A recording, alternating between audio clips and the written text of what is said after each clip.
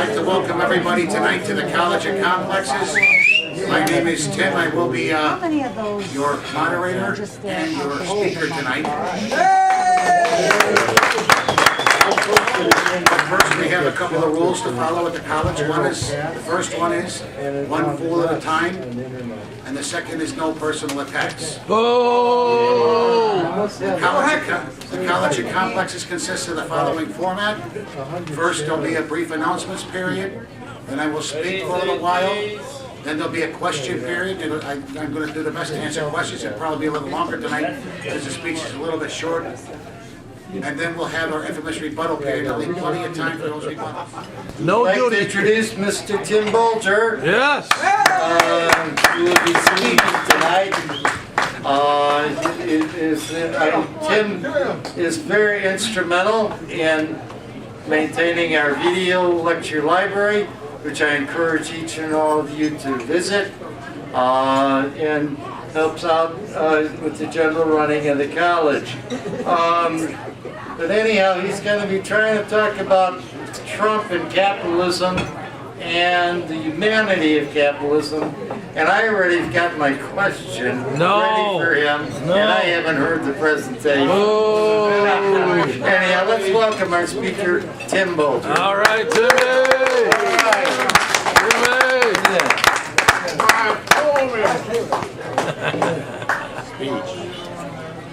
Is Trump a true capitalist, or is he another mooch at the public trough?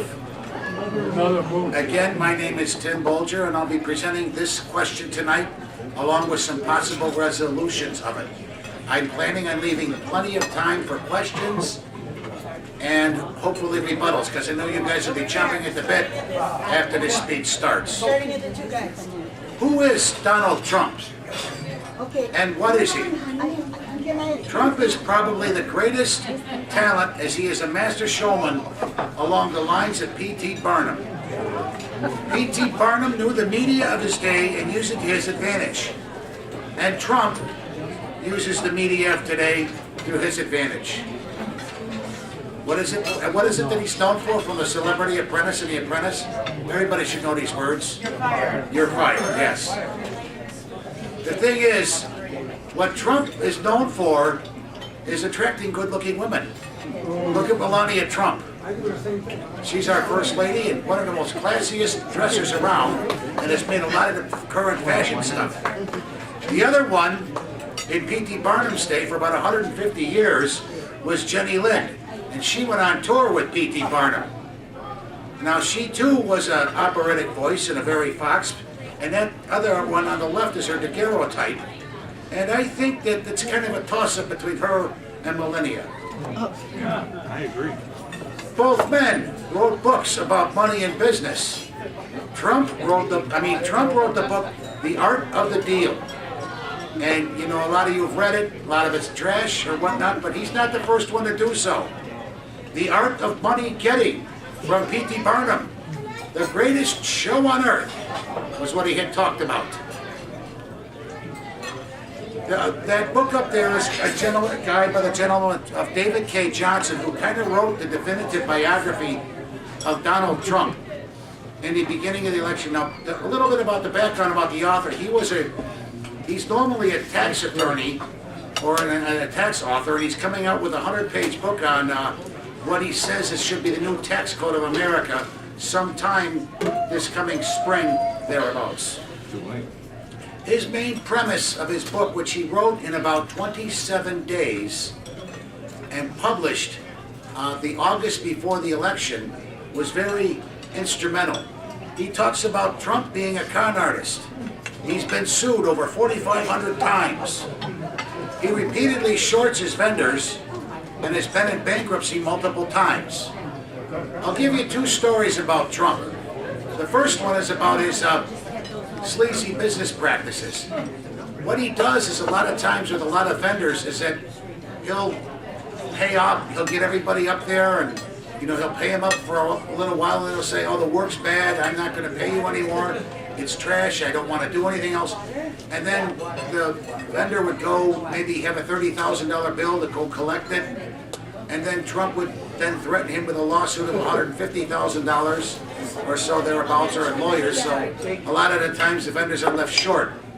I do know that in one story, it was an electrical vendor who, it was Trump, but he didn't know better, installed the best equipment he could, gave him good discounts, and Trump came in and says, the work's not good enough. I'm not gonna pay you this last bit of the bill for it. And that's how we always save money on this stuff. And Trump, like anything else, is what we call a classic con artist. He is probably the greatest salesman in the world, but he doesn't deliver. Remember, P.T. Barnum was also the same snake oil salesman. He promised you the world, you got in there and you got the sideshow. Well, the thing is, Trump, I like to wish him well, but sometimes it's that way. I'm going to give you this, in the next thing, Trump is also known in New York for kind of destroying landmarks. What you see there is the developer scraps the Bonwit-Teller building, and with the Bonwit-Teller building, he was just demolishing it, and he had a lot of Polish workers in there, paying him about $4 an hour. They could not also, they had to threaten the supervisor of the demolition job by hanging him off the side of the window before Trump would finally pay their measly $4 an hour wage. And these were all immigrants. These are all people who were getting shorter on overtime. So we got a man of somewhat dubious character in there. But anyway, the next thing's a video, just a little bit on what he does and how he kind of knows and is corrupt with city officials. It should be played here. Donald Trump was looking to make his mark in Manhattan real estate. Did everybody hear that? Came upon the All right, I'll have to turn it up. Hang on. Teller. I have to stop it for a It's second. all fake news. No. What are you showing? It's a video here. I'm going to get it. I'll start it in a second. Have to just talk. Next is going to show Rachel.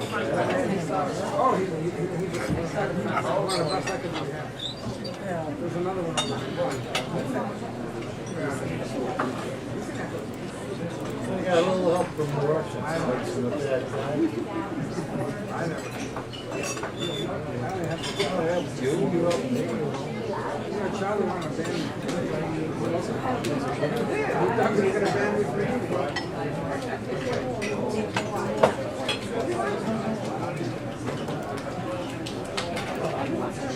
Okay.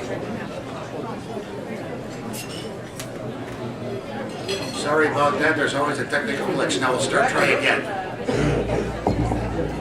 Donald Trump was looking to make his mark in Manhattan real estate. And Donald came upon this site which had the Bonwit-Teller building on it.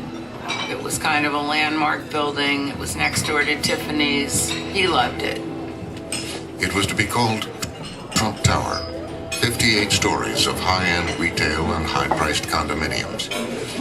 But before he could begin construction, Trump had vowed to preserve two valuable sculptures. And these were absolutely beautiful Art Deco sculptures that had been promised to the Metropolitan Museum. It was delaying Trump's construction, so he brings in a gang of workers to just break the stuff up, and boom, dust, gone forever. The press was all over him. Trump suffers a major hit in his reputation in New York because people see this as an act of vandalism. And everyone came down on his head. He was in a lot of trouble in the city. He was in the headlines every day. Donald Trump went underground. Repeated efforts over the last 3 days to reach Mr. Trump have been unavailing. But the press would hear from John Barron. John Barron, a vice president of the Trump Organization, said 3 independent appraisals of the sculptures had found them to be without artistic merit. There was a Trump spokesman, John Barron, who called the press and explained why these things couldn't be preserved. John Barron said the merit of these stones was not great enough to justify the effort to save them. And it was his first employment of this fake persona. Trump had learned the tactic from his father, Fred Trump, who sometimes used the name Mr. Green. He was Mr. Green. Fred was, when he called up and asked questions. He said, "This is Mr. Green." And Donald was later John Barron. I don't think Donald was necessarily evasive with the press when he used his alter ego, John Barron. I think it gave him the opportunity to say things that he couldn't say as Donald Trump. John Barron helped take the heat off Trump. The media moved on, and Trump Tower became his most iconic property. He saw this as a crowning achievement, and he was willing to take the PR hit because ultimately Trump Tower would be this great monument to himself. For Donald Trump, the experience would shape his dealings with the news media for decades to come. He doesn't care. He simply doesn't care. He simply thinks that bad publicity is good publicity, and certainly better than no publicity at all. As you can see, that's President Trump, and that video gives you a little bit about his machinations with city government, with stuff. When he saw that the landmark things that he wanted to save, he just went in and demolished them. And that's the way he's been dealing with vendors and other people for years. On a side note, when President Trump in Trump Tower went to make his announcement for the presidency, and he was done all those racist remarks against the Mexicans and the immigration, he had a bunch of young people cheering him on. They were all paid actors. He gave them $50 each to go in, dress up, and applaud him and make the inauguration announcement look like it was thousands. You have to understand, this guy's outrageous, but almost to a fault. Now, we're going to move on to the next part of our speech, and it's going to be about Adam Smith, because Trump will, later on, you'll see a little bit about how this affects. It's not from the benevolence of the butcher, the brewer, or the baker we expect for our dinner, but from regard to their own self-interest. Self-interest being defined as you wanting to do good for others, you wanting to make a living, you're not going to cheat anybody, but you're going to do your best to do your job or run your business well in order to get customers for the betterment of people. And that's what happens, and in a lot of ways that's true capitalism. Have you ever noticed that when it's raining? The next video is going to be The Invisible Hand. It's about a minute and a half long. It's from a gentleman by the name of Johann Norberg, and what he's going to do is explain a little bit about the invisible hand that Adam Smith talks about. This is going to be about the exchange of goods and ideas, and it will be probably, he will do a lot better job than I will in explaining it. So let's try this again. Have you ever noticed that when it's raining, there's someone there selling umbrellas? And when you're at the beach, it's easy to find sunglasses and suntan lotion. Adam Smith told us why. It is not from the benevolence of the butcher, the brewer, or the baker that we expect our dinner, but from their regard to their own interest. We address ourselves not to their humanity, but to their self-love. By self-love, Smith means that sellers want to earn a living in order to support their families. To do that, they make the products that they think you and I will want to buy. Not because anyone tells them to, but because it's in their best interest. So for Smith, what he saw was not mutual selfishness. What he saw was mutual respect, which is an entirely different moral paradigm. Here's how it works. The prices we're willing to pay send key signals, and Smith used a baker as an example. Hi, this all looks delicious. Could I have a cup of coffee? Yeah, of course. And a scone, please? But let's say we all want scones, and the baker keeps running out. Well, then she can charge a bit more. Seeing the demand and money to be made, other bakers will start offering scones. All throughout the supply line, people spring into action. Farmers see that bakers are buying wheat, so they plant their fields and up production. Truckers see money to be made in delivering wheat to bakers, so they buy trucks and hire drivers. Thank you. So we vote with our wallets, and all around the world people spring into action to satisfy our demands. No one orders them to do this, but every purchase sends a message. As the supply increases, competition forces prices down. Fewer bakers bake scones and things stabilize as supply meets demand dynamically and automatically. This all happens without government intervention, without any trade commissar, man of systems dictating quotas. This is Smith's invisible hand at work.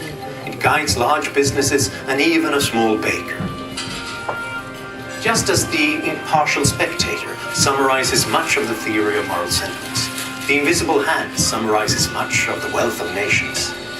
He is in this, as in many other cases, led by an invisible hand to promote an end, which was no part of his intention. When the baker sees that we want to buy bread, she makes the bread so she can make a living. And the other side of the coin is that we get bread. Yeah, we do get bread. And a lot of it is through that Adam Smith's invisible hand, which is what you'll have when there's competition with no government involvement, people pursuing their own interest, owning their own property, and with no special favors to corporations. In other words, if a guy fails, let him fail, go bankrupt, and try again.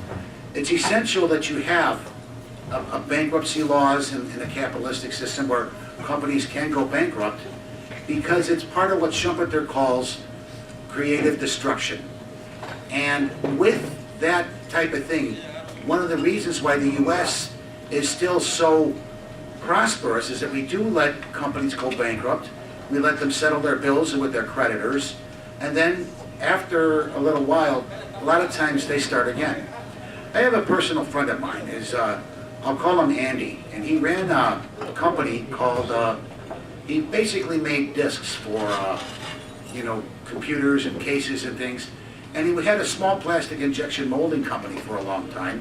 He moved into a new building, and as soon as he moved into the new building, he had a major contract back out. He then wound up going bankrupt in this company.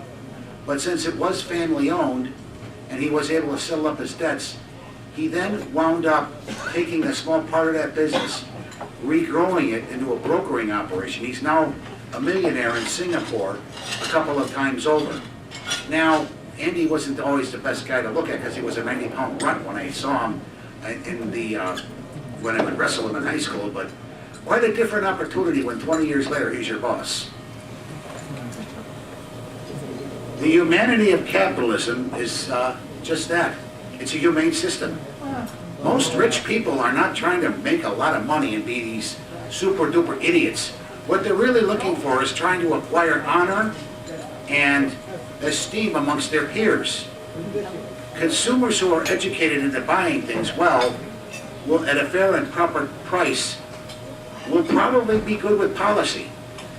When business owners have the tools to centralize, to get credit, to get identity, can incorporate, and they can work their business and go on to like databases with nationwide networks, and people know them, and there's money and credit and capital and banking flowing, that's when it really works well. And you got to remember, your purchases and involvement are voluntary. You don't have to do business with a guy, or you can. They can do business with you, and they can't. And that takes, and then you make the choice. In other words, you're voting with your dollars. You know who you're in business with, you know who you can trust, and believe me, if there's a corporation around that's trying to get customers, they're going to value their reputation a lot more than what it is. And sometimes a letter to a CEO or a protest outside of the building for unbusinesslike practices will probably have much more of an impact. Now, to get a little bit deeper, I'm going to show you another video. It's about 7 minutes long on just exactly what the humanity of capitalism is.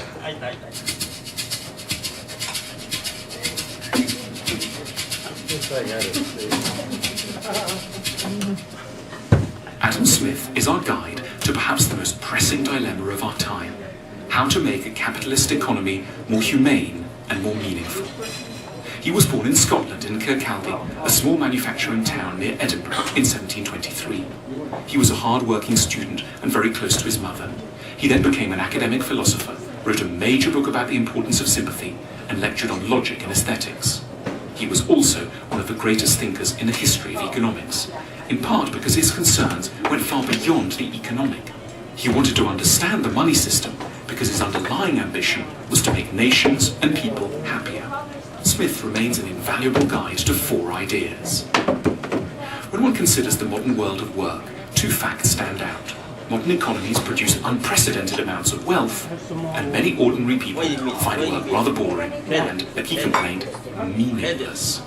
The 2 phenomena are in fact intimately related, as Adam Smith was the first to understand through his theory of specialization.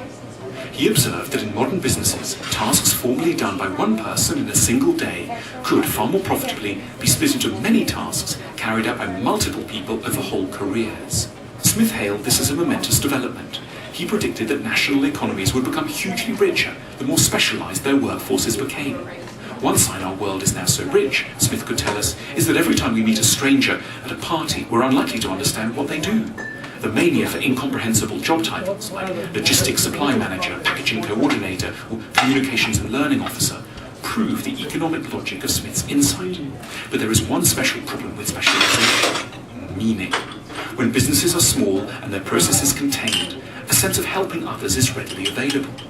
But when everything is industrialized, one ends up as a tiny cog in a gigantic machine whose overall logic is liable to be absent from the minds of people lower down in the organization. A company with 150,000 employees distributed across 4 continents, making things that take 5 years from conception to delivery, will struggle to maintain any sense of purpose or cohesion. So Smith discerned that bosses of the specialized corporations of modernity have an extra responsibility to their workers, to remind them of their purpose, role, and ultimate dignity of their labor. Smith's age saw the development of what we now call consumer capitalism. Manufacturers began turning out luxury goods for a broadening middle class. Some commentators were appalled. The philosopher Jean-Jacques Rousseau wished to ban luxury from his native Geneva. He was a particular fan of ancient Sparta and argued that his city should copy its austere martial lifestyle. Disagreeing violently, Smith pointed out to the Swiss philosopher that luxury consumerism in fact had a very serious role to play in a good society. It generated the surplus wealth that allowed societies to look after their weakest members. Consumer societies, despite their frivolity, didn't let young children and the old starve, for they could afford hospitals and poor relief. So Smith defended consumer capitalism on the basis that it did more good for the poor than societies devoted to high ideals.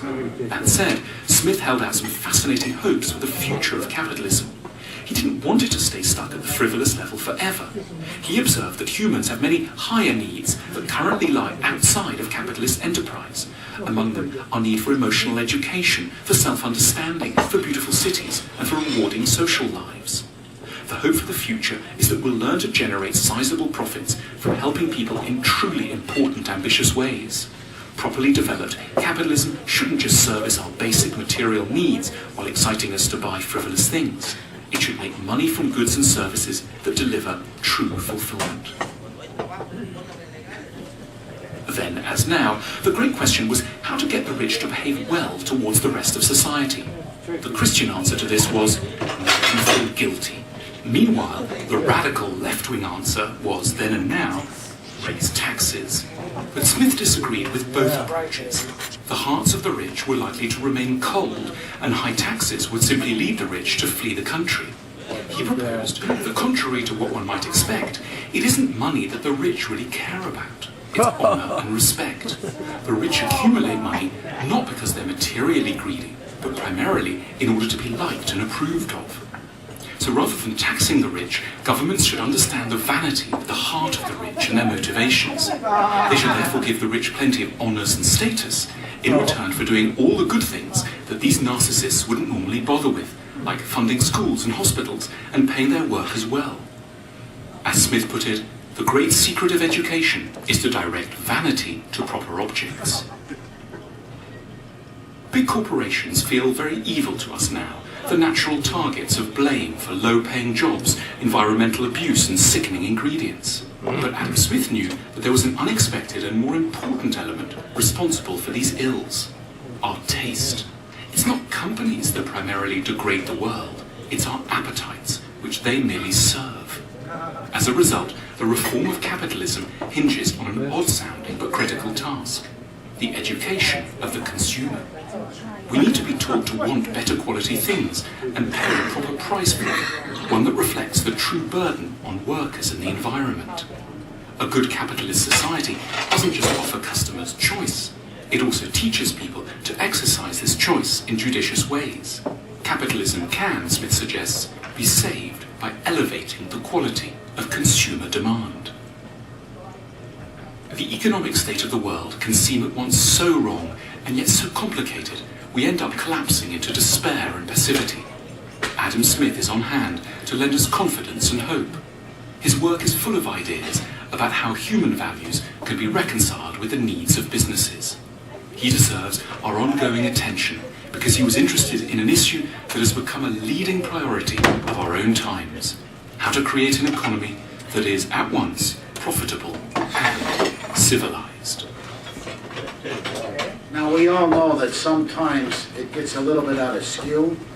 Smith also said that we should pay for the government goods that we use, and that we should be able to, things like health care and fire service and police. There's always going to be a need for those collective goods. And he also often said that, the maintenance of the military, and I think if he was around today, he'd agree a lot with a lot of these countries that have universal health care. And remember, this was back in the 1700s, several times before our revolution. And he was no stranger to big evil corporations. Have any of you ever heard about the East India Company? Yeah. It was around for 250 years. Had its own private army, and actually was government. It was ran, actually in the east, some parts of India, it was the government. It got too big to fail, and the British Parliament several times had to bail them out, either through direct military action on some of its claims to honor that the East India Company had, or through the proper application of funds going in so that they could keep the East India Army afloat. The East India Company never really made much money over time, but boy, did its executives did. And it was like a money machine for them. If you look today, the East India Company kind of went de facto around 1860, but it has revitalized itself in an incarnation as a provider of luxury goods. And they have a whole webpage part on their history that's pretty good. You can also get it in the British Museum as well. The thing of the matter is, what capitalism has really done is it's given us the world GDP has just grown exponentially. In other words, the last 100 years have been better for mankind than the first 100,000. And it's made the world richer. It's extended our lives through trade, and as we shall see, charitable giving from the poor and from us middle class and the rich has also gone up for the betterment of our own lives. In a sense, this is happening. Charitable giving has been on the rise as prosperity increases around the world. Don't believe me? I'm going to show you another short video. We are, by the way, we are much better than we were off 110 years ago. And again, much of it's due to free market capitalism. And of course, our cubbies finally coming in. I know some Sox fans back there kind of disagree with this, but now, with constant news stories of war, terror attacks, and impending health pandemics, it's easy to be nostalgic for the past. But what if I was to tell you that humankind has actually made more progress in the last 100 years than its first 100,000? Well, that is the view of Johan Norberg. His new book is called Progress, 10 Reasons to Look Forward to the Future.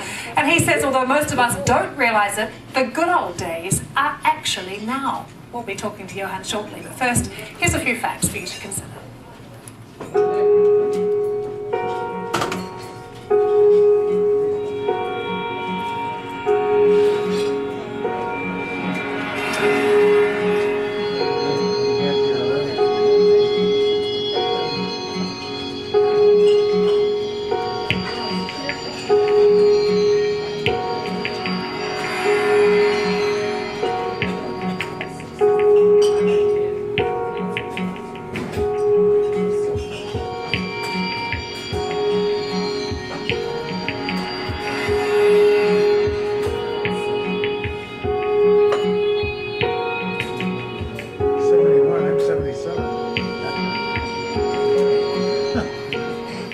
some interesting facts there for us all to think about. Johan joins us now from Stockholm. Good to have you with us. In the book, you talk so much about how we don't actually realise how lucky we are. Why do you think we are so ill-informed, and why are we getting it so wrong? Well, you're a journalist and you know that bad news sells. And I think one of the reasons is that that's the thing that catches our attention. That's what we're looking for. That's what we, even though it might make us depressed, that's the thing that we focus on. Anything that goes terribly wrong is a good story in a way, and it's something that we have to pay attention to. And therefore, it takes a larger part of our attention in check. We have some pictures here of pollution around the world, though, Johan. Surely one thing that is irrefutable is what's happening to our planet and things like global warming. Yes. And global warming is getting worse. We have more greenhouse gases right now, and we tend to talk about that constantly, but that's because we solved many of the environmental problems that were almost often life-threatening just 30 years ago. The leading pollutants, the 6 leading pollutants in Britain, have been reduced by 60% since then. The River Thames was declared biologically dead in the 1950s, and now it's alive, teeming with life. So we do solve problems, and when we do that, we also create other problems. But then technology and wealth gives us a way to deal with that as well. It's been a while since I've heard such a positive spin on global warming, Johan. But what about the threat of terrorism? Many people say they just don't feel as safe anymore, that is an ever-present threat in their lives. And that's true. In the last few years, terrorist attacks have increased in Western Europe, but they still have caused fewer casualties and fatalities than in the 1970s when IRA, ETA, separatist and communist groups were active. So basically when we grew up, what we thought were the good old days were actually worse. Now it has increased, but it's not at all. It's comparable to things like normal murder rates, homicide rates. You run a 30 times larger risk of getting killed by a normal murderer than a terrorist. And that homicide rate has been reduced by half in the last 25 years. So it shows you that, yes, it terrorizes us. It causes tremendous shock and horror when it happens. But it's actually a small risk to life compared to historical rates. What has been the reaction to your book? Are people relieved when you tell them that things are actually brighter than they thought? Well, actually, a lot of people get depressed when they hear that problems are being solved in the world, because I think one of the reasons is that it challenges your worldview. I pay attention to the news, and it makes me feel like the world is falling apart. And paying attention to that and caring about that is also part of what we are. It shows that we are thoughtful individuals. And sometimes when you tell people that, look, I know you care about those things, but we're actually solving that right now. You have to care about something else instead. Might be a psychological obstacle. Well, we've loved having you challenge our worldview today. Thanks very much for being with us from Stockholm there, Johan Norberg, with his book, 10 Reasons to Look Forward to the Future. It's been great to have you with us here on GMT. Looking forward to seeing you again tomorrow. We'll be picking over that presidential debate. There'll be lots to talk about. Anyway, we've learned a lot about stuff. What about Trump? He's a master salesman. He got elected president. He's an opportunist. I think I'll go with that. Whatever benefits him, he is for. He's a confidence man in the same way that P.T. Barnum was. But I do have hope with Trump as well. We all know we still have the rule of law in the United States, the balance of power between branches of government, as we have been living through this. We have been through this before. And we've had a lot of examples of the countervailing power of government. And, you know, it's been a real strange thing, but our Constitution works. I still believe that we Americans, despite everything, still have a good Constitution and a good form of government. And I want to say this to the television audience. I made my mistakes. In all of my years of public life, I have never profited from public service. I've earned every cent. And in all of my years of public life, I have never obstructed justice. And I think, too, that I could say that in my years of public life, that I welcome this kind of examination, because people have got to know whether or not their president's a crook. I'm not. I've earned everything I've got. President, yes. So you can see, even though we have been through this before with our various presidents, he wound up resigning. Bill Clinton was impeached from office, but he still held it. And the battles of Congress does prevent a bunch of legislation from being passed. So what can you do about it to help impact the system? I would say educate and go out and vote. Yeah. Because I know we elected Trump as president. We do owe him our respect as president. But if he's wrong, and you got to go out and protest or get the right people that you feel like in Congress. In the last election, I pretty much was disgusted with both candidates. I had to vote for somebody. It's going to be a minute. And when I heard the libertarian message of Gary Johnson and William Weld, I cast my vote for them. I then took a little bit of their message and went to a few of my Toastmasters meetings, and several people told me, why haven't I heard these guys? Perhaps maybe it is time for a third party. Maybe we do have this duopoly that's in here that's not working out well. But you know, we still have a choice.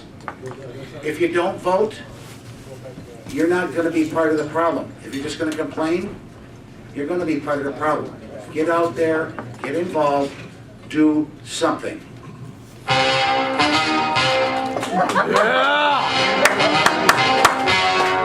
The story you're about to see is true. The names have been changed by Tarantino.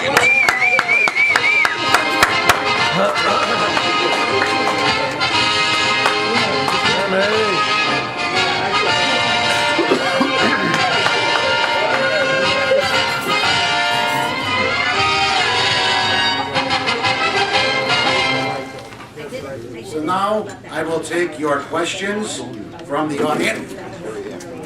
We have a From the table here audience. if anybody wants Somebody wants to come. Gene, what do you have? Up here. I didn't hear you mention Roy Cohen. I am not even sure who Roy Cohen is. Can you inform us, please? Yeah, he wasn't, I guess, well, that's for rebuttals. Some of us should have known Roy Cohen and comment on that when we do rebuttals. I'm looking He forward. was not a nice guy. And he was an associate of our great president. Okay, I think I And know Joe where- McCarthy. Gene, I'll be looking forward to hearing all about that in the rebuttal period. I want to thank you again. Yes, Karina. Did Adam Smith actually write about the Dutch East India Company? Yes, he did. He mentioned it in his book on, he actually wrote two books. One was about the nations, and I think the other one, it's slipping my mind right now. It's about the values of a modern society. So basically, he wrote about the East India Tea Company. When he went to Parliament a couple of times to promote his book and do some other things, he also lambasted the East India Company as a form of crony capitalism. He hated the large corporations that got special favors from the government, which is what I consider a form of welfare. You know, like when a Walmart walks into a place and they demand all their tax credits and they demand this, and then the local or state government gets them. It's a form of welfare. They should be paying their taxes like we do. There are people there that may need help once in a while, and there's always going to be the indigent out there. They should deserve it. They may need some help from the government, but certainly not Walmart. In the time of Adam Smith, was there a phrase such as crony capitalism? Did he have any moniker? It was called mercantilism. Mercantilism versus capitalism. I don't know if it was called crony capitalism, but certainly the idea that crony capitalism was alive and well was well known. Remember, capitalism was just getting started in a lot of ways, and they had the feudal lord system for many years in that stuff, where they had the prince and all the serfdom. And that was being changed rapidly to more of a capitalistic type economy. Okay. Charlie, go ahead. Yeah, Tim, there's a lot of evidence. The only reason things have gotten better for the working person is the organized labor movement. You didn't even mention it all night. You didn't even talk about it. Charlie? Like it didn't happen or what? No. I'm going to give you my views on unionization. I think it's a good thing. I supported the unions because they did do something that hasn't been done. They raised around the 1800s and the early 1910s to 1920s when America got unionized. There was overall, the general wages of workers rose because they had to deal with a collective bargaining unit. When you have a large corporation getting individual contracts with its workers and not paying them very much, of course people are going to get upset. And that's when you need representation. I think that the unions have done a good job with representing workers, but when they get too big and they get too powerful, they'll tend to raise wages above the market level. And then you have to rebalance sometimes. And then, of course, too, businesses get too big. They don't have enough countervailing power. You have to get unions in again. The labor unions basically raised the wages of American workers from poverty level to a livable wage. And if you remember, it got so bad between labor and management that there was actually a Wall Street bombing in 1924 against Wells Fargo, which is why their bank vaults are so big. A guy came up in about 1924 and he blew up a whole wagon full of stuff in front of Wall Street. And it got that way. It got that intense. And fortunately, you know, things after that sort of worked out. There's a good book, it escapes my name right now, but it was about the bombing and some other stuff that came in there. You have a follow-up, Charlie, or not? Okay, next question, Jonathan. Yeah, we found out since the Iraq War that one of the major reports that came out about the money, our money that went to that war, is they just lost $6 billion of it. Some of you might have read this in the Financial Times or seen it on Democracy Now!, the ones that actually reported it. Is that a system that we should have confidence in, or are you just saying we need 4 or 5 more justice departments to send this multitude of criminals to jail for life? One thing that capitalism has as its fundamental core value is trust. That means I trust you to deliver a service, and I'm going to pay you for that service, and you're going to perform your contractual obligations. You see, Jonathan, it's like this. This is just normally a piece of paper, and this could normally just be it, but we trust that this $10 bill has some value. It's commonly accepted as a piece of money for transactions, but it's nothing more than a piece of paper. If we had hyperinflation or was generally not accepted as currency, we would be in trouble and we'd have to find something else. And that's happened in like Zimbabwe, for example. They just, about 5 years ago, they adopted the American dollar as currency because they couldn't trust theirs anymore. They were having like 10,000% inflation. Now about our government doing something like that, when you go in with $250,000 cash and you're trying to buy off the local population, and there's really no audit controls, what you're saying is exactly what's going to happen. It's going to go missing, or it's going to go into the pockets, and it's going to create corruption. I mean, you know, if you're going to do that and get into a war, you better know how to rebuild the country afterwards.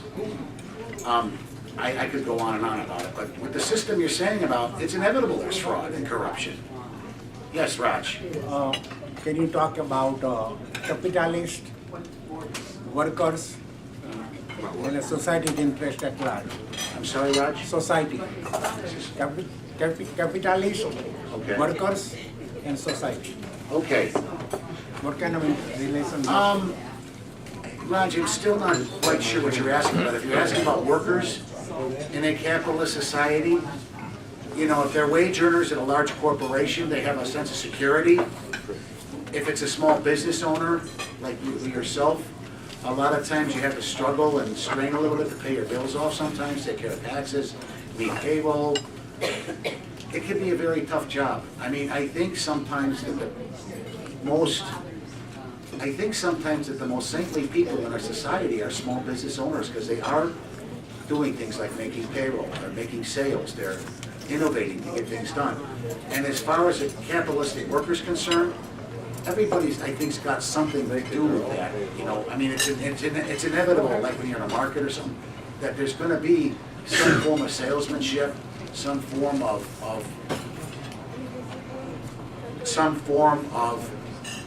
presenting your skills, or you got a better piece of this, or you got something like that.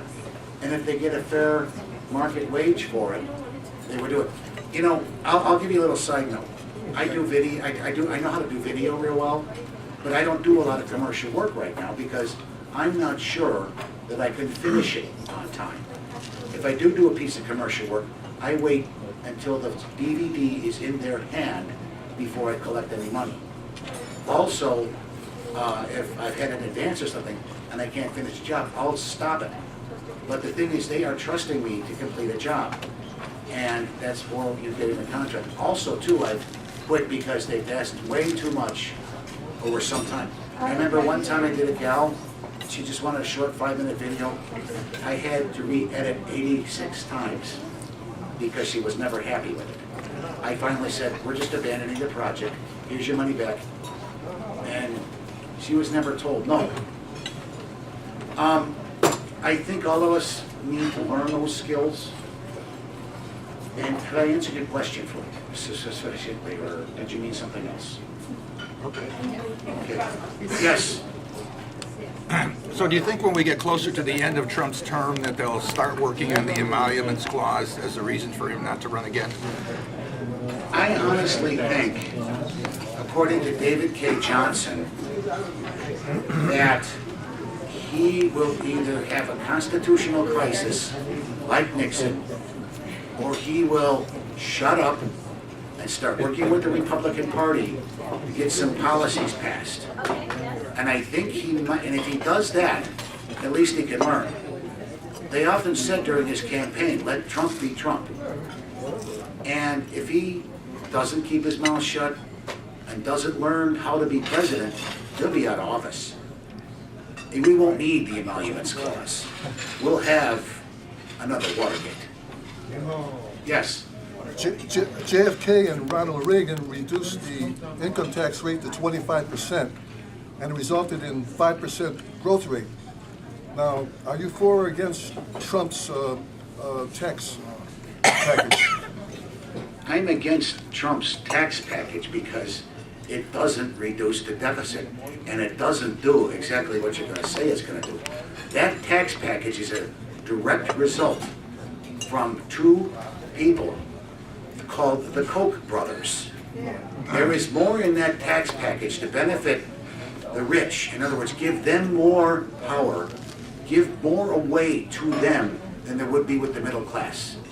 If you're going to have a tax cut, go look at the book or the policies of David K. Johnson, who wrote the definitive book on Trump and has coming out next year a 100-page book on how we can reform our tax code.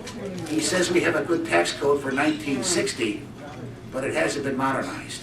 Now, I know about your arguments with Reagan, but after the tax cuts were stopped, our deficit climbed quite a bit, and you can prove this by the data. After Kennedy, you could see had a growth rate because our top income tax rate was 90% on some of those rich guys, and it went down to 25%. And yes, there was a lot more money going into the coffers of the government, but you also got to remember too that we weren't spending as much either on big government programs. Now, you also have to remember that Eisenhower brought in the interstate system. There was the development of nuclear weapons in the big defense industry, and he warned about that being out of control. And I think he did his best to curb some spending on it. But Kennedy, when he was in office, you know, he had Khrushchev, he had some other stuff, but he was able to get those tax rates down and growth going because there was a little more fiscal discipline under Kennedy than there was under Reagan. And, you know, it just sometimes, you know, I often subscribe to, you know, I like the theory of trickle-down economics in the 80s because I was there when he was there and I liked his presidency. But again, after looking at the data, most of the tax cut legislation that you're talking about usually benefits the top 10%. And again, it's nothing but more of a form of welfare for the corporations and the rich guys coming in. They got the money, they ask the government for special favors. I like the flat tax myself because it spreads the burden to everybody in a more fair way. Yes, Charlie. All right, question, right? The guy in the video, it thinks everything has gotten better, but it's only gotten better for a few. The rich have gotten richer. I mean, wasn't he around when the 99% were marching up and down the block? Charlie? Were they mistaken? And they didn't realize, I guess, that things were so wonderful, right? Charlie, they didn't read his book, I guess. You could be no more than, I'm going to say this, Charlie, you're dead wrong. Oh. Capitalism has brought prosperity worldwide. If you look at the country... Yeah, the child labor. Let him answer, Charlie. Charlie, you got to understand something. Capitalism works. The spread of globalization and free trade has actually brought more jobs, more prosperity to the rest of the world. How then can you explain the rise of China and India? We were kind of, after 9/11, we kind of fell asleep at the switch. We were all worried about worldwide terrorism, and all of a sudden, another equivalence of 2 United States economies come flowing up against us, something else. And no doubt, Charlie, worldwide, the things are down, you know, and everything else. Charlie, I still have a trouble because when I look at the data, let's just face it, you're dead wrong. Yes. Thank you for your presentation, Tim. My question relates to the notion of capitalism being built on the pillar of guilt-induced benevolence. So what do you do in the fact that when that benevolence is based on public shaming, but if people who are big money are controlling the media operations such that they never receive that public shame, so they're always absolved of the guilt that should accompany their actions? Well, I think we kind of have that answered in Adam Smith a little bit.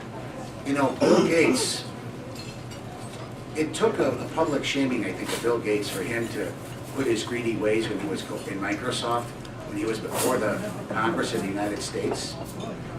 And I think it kind of broke him a little bit to say, hey, what am I doing? I made all this money, and I need to share it. And he got the Bill and Melinda Gates Foundation in there talking about everything from getting rid of malaria.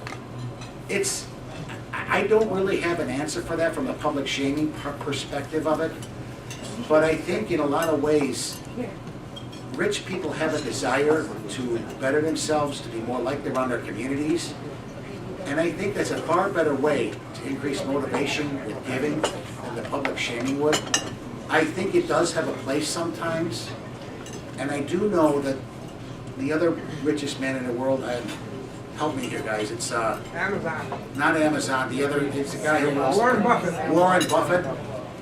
He had one hostile takeover in his entire life. He was coming out to close a factory in a town, and he was shamed because of it. He didn't realize that making money was not the end all to end all, and he vowed right there to get his. Hold on. To do good with his companies, to make sure it's in there. I don't remember exactly where I read this or heard this, but I do know that when I read his biography, he had an episode of it. And I think all of us, at some point, have episodes like that. But I still think it's a far better way to motivate somebody to give and to be charitable. You know, through through a good appeal or even an award or some form of esteem building. I have seen it myself where, sometimes these people are saying, hey, we need a little bit more of this. And then don't forget too, we have a lot more innovative ways of giving today, like Kickstarter, like some of these other places that ask for capital or charitable contributions that may help. There's more available capital today than there ever was. There's all the more reason for giving than there ever was. Now again, I'm not saying that you take away government and get rid of all of its functions, because you do need health care, you do need fire protection, you need police protection, you need a functioning court system. There is a role for government, and it needs to be paid for. If you want the socialistic system, raise taxes enough to pay for it. If you don't like the socialistic system, lower your taxes, take more risk on in your own personal life, but still pay for it.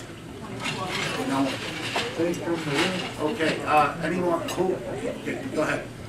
Bill Clinton passed NAFTA in 1981, and it cost 2 million jobs. Now, Trump wants to renegotiate it.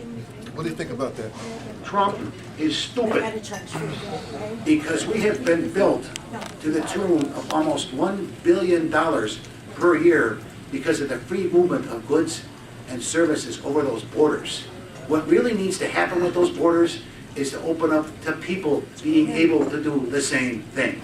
Canadians coming down here to work, Mexicans coming up here to work, us going to Mexico to work, and making an integrated whole so that we can get better trade, better immigration, and better relations amongst all of us.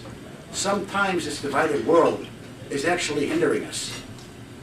And I still think that globalization is a lot better off because it's produced more jobs and more prosperity than any other invention in history. Yes, it's got its problems. Yes, there's no utopian system. But I believe that capitalism is the way we're going to do it because it has delivered on the goods. Yes? You briefly alluded to Trump not being in office for the entire 4 years, or the possibility of that happening. Have you at all examined the character of the Vice President, Michael Pence? I looked at Mike Pence a little bit. He too is somewhat of a, maybe not a Der Schlickmeister, but he's a lot more politically savvy than Trump was. Yeah. And I think that if Trump left office and he came in, we'd see much more of a disciplined Republican Party able to get something done.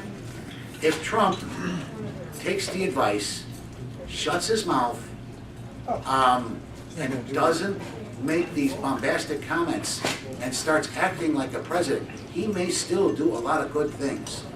But as far as Pence is concerned, there was a number of times that Pence's career would have ended because of some statements he made, but because of some campaign money or the offer of a better job has come along to kind of redeem him from the things.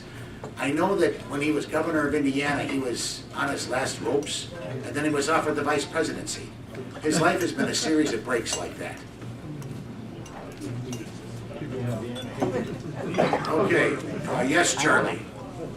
You said a system is okay if it delivers the goods.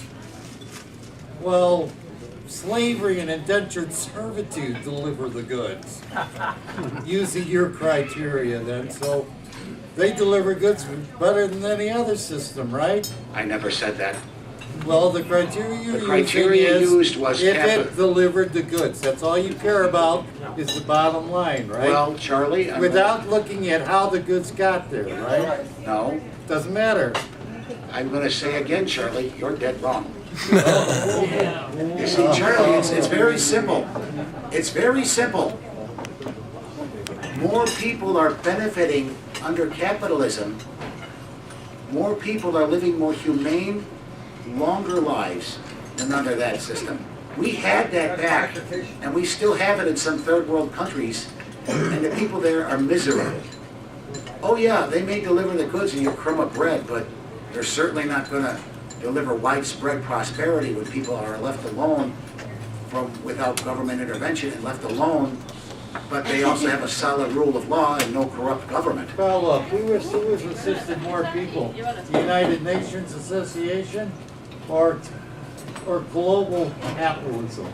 Multinational corporations. I think global capitalism has produced more jobs than your United Nations has, Charlie, because they're trading, they're specializing, they're starting to learn more about where their rules are and how they can make money and exchange trade. We're much better trading than fighting. Okay. Who hasn't had a question yet? Yes.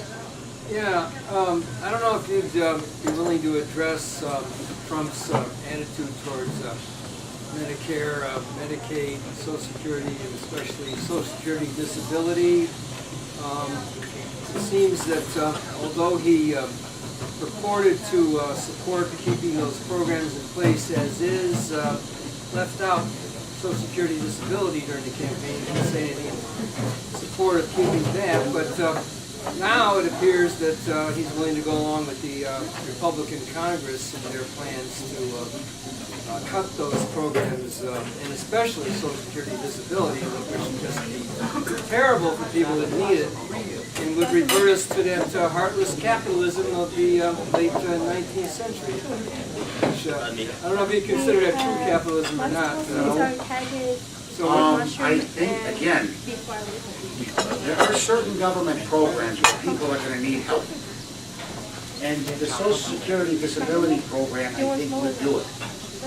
And again, as long as you pay for it through taxes, you're going to need something, because there's some people that globalization passes by, that capitalism passes by, that need the help.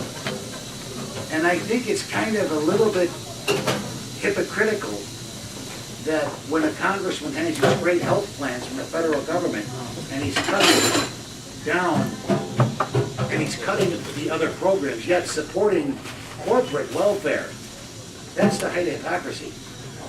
I'm saying that if we get rid of the special favors to the companies, we'll have a lot more money to take care of that stuff. Now, as far as Congress is passing it or not, there are several Republicans right now who are not in the Senate who are probably going to kill the bill.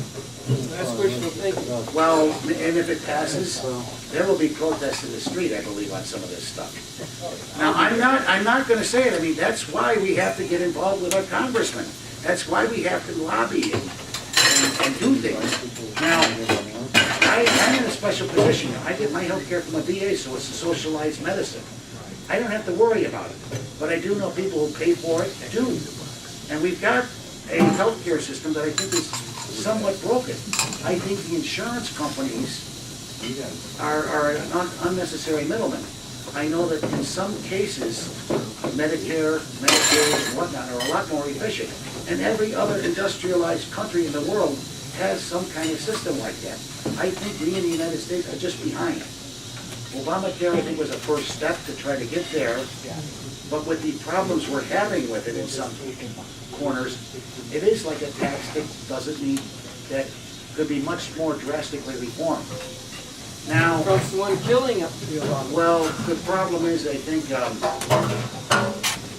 Trump also had a business going, and when his father died, there were several members who were cut off from the business. He had a grandchild, I think he had a child from an uncle who basically was very sickly and needed the medical care. And at first the company medical officer the company benefits administrator was in and he was paying the bills. Then they read the founder's will, who owned the company, and said these guys are cut off. Trump then went to cut off benefits to this kid, and then he wound up going to court over it, and he lost. When asked why, it was about the money. So, considering the character of Trump, and yet you characterize it with a certain mobster that he was with for many years, and he's shown that mobster a lot of mercy, that ought to give you a little bit about his character, and why he may rebalance the budget, take it off the poor and needy, but yet not cut a thing to the large companies that are mooching at the government trough. So you do say that's wrong? Yes. All right. Come on, rebuttals. Maybe they're wrong. Yes, Ed. You talked about the three sections of government, checks and balances. Yes. Have you studied the work of the investigative journalist Rex Pallas? You know who he is? No, I do not. Okay, he's the premier investigator on the planet about investigating stolen elections.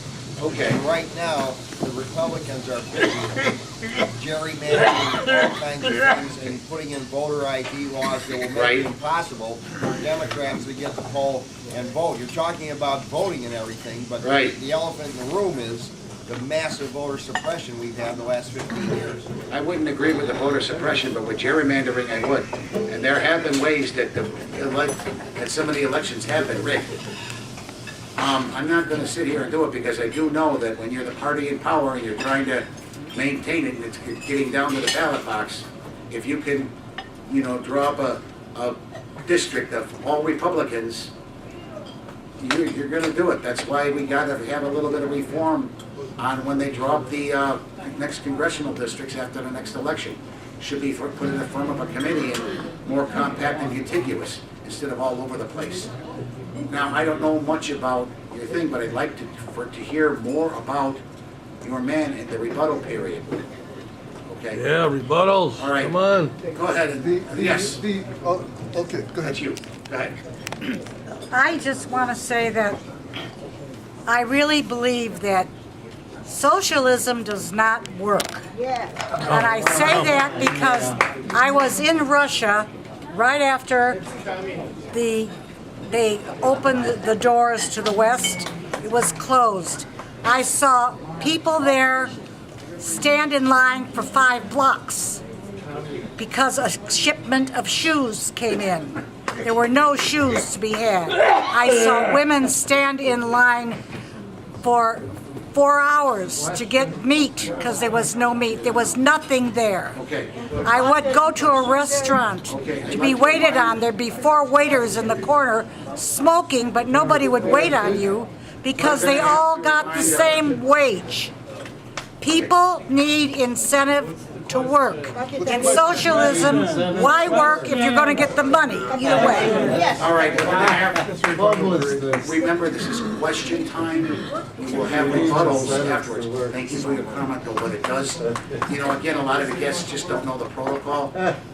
We need to answer questions, and we're going to probably be wrapping it up fairly soon because I know we're getting a lot of repeats. I'm going to go to him first, and then I'll go to you, and that'll be our last question.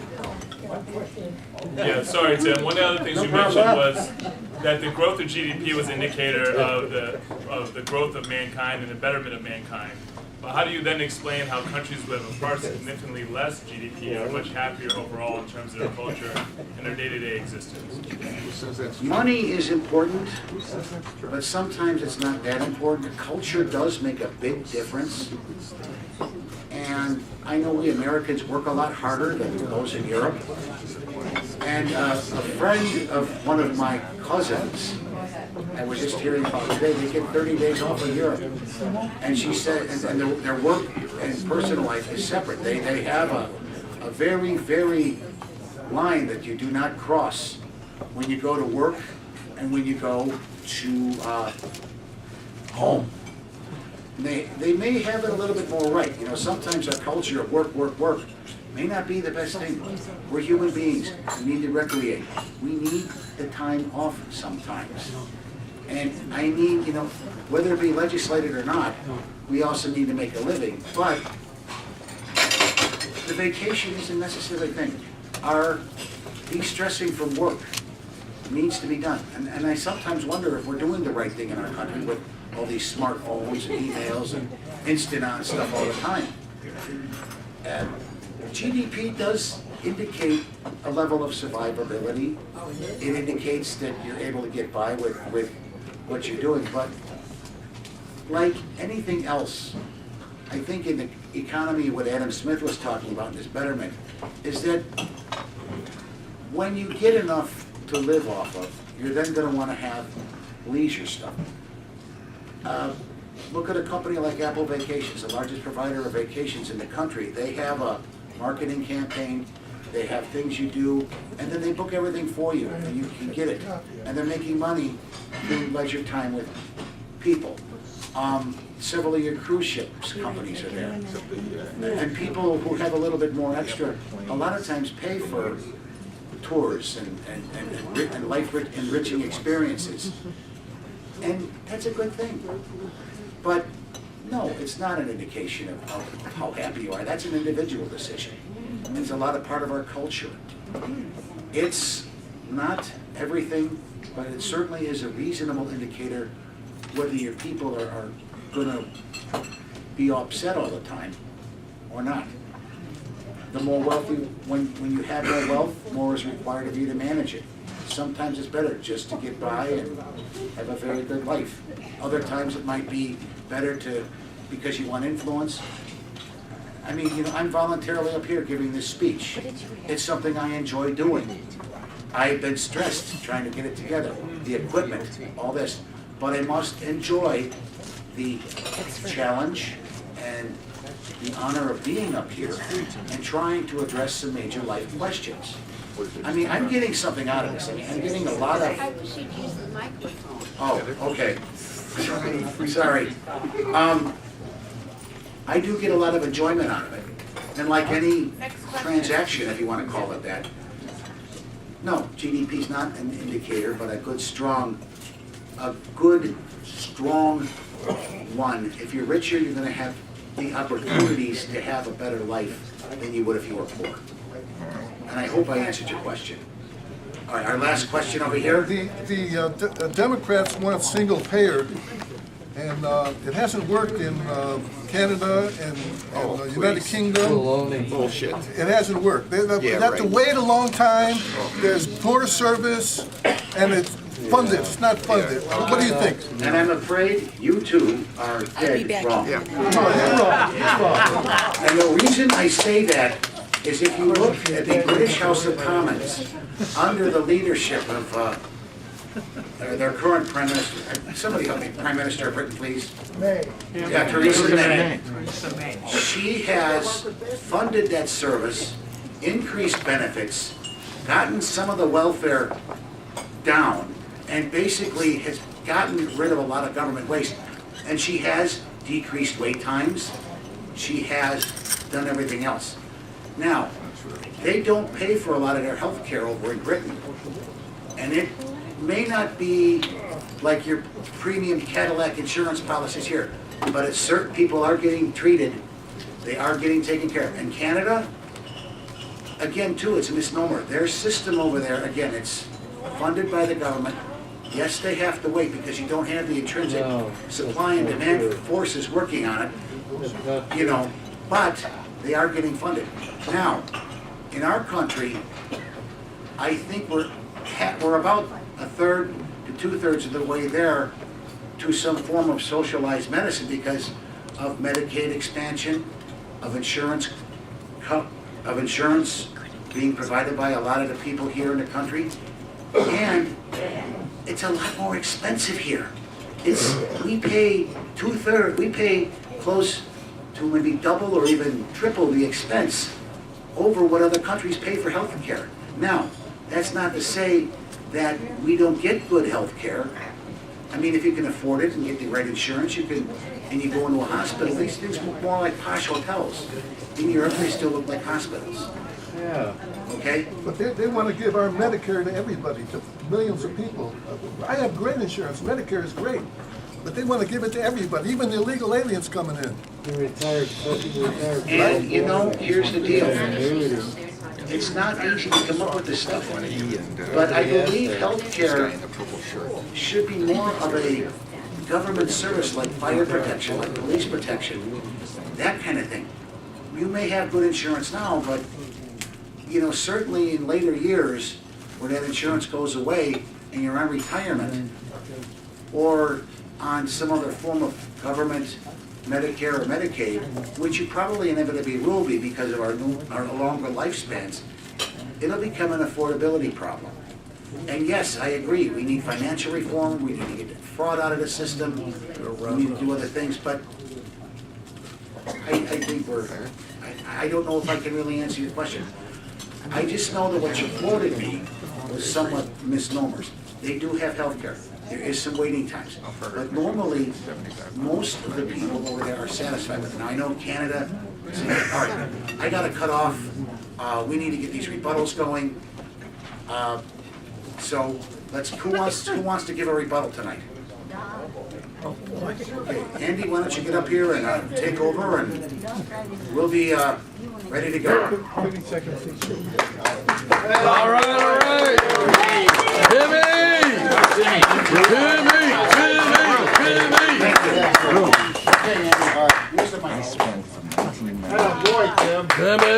Okay, can we have hold up your hands if you want to give a rebuttal, we'll give a count and then decide on how many minutes. 1, 2, 3, 4 over here, 5, 6 in the corner, 7, 8, 9, 10, 11, 12. Okay, it looks like we'll have 3 minutes apiece tonight. So try to make it concise, and the first person on deck is Jim. China's getting better, but they got a lot of people. Well, Tim, that was a terrific talk.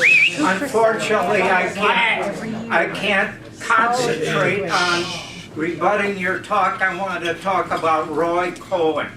Okay, Joe McCarthy, you probably heard of him, and the President of the United States, you probably heard of him, and the connector is Roy Cohen. He was an associate of Joe McCarthy. He was a lawyer.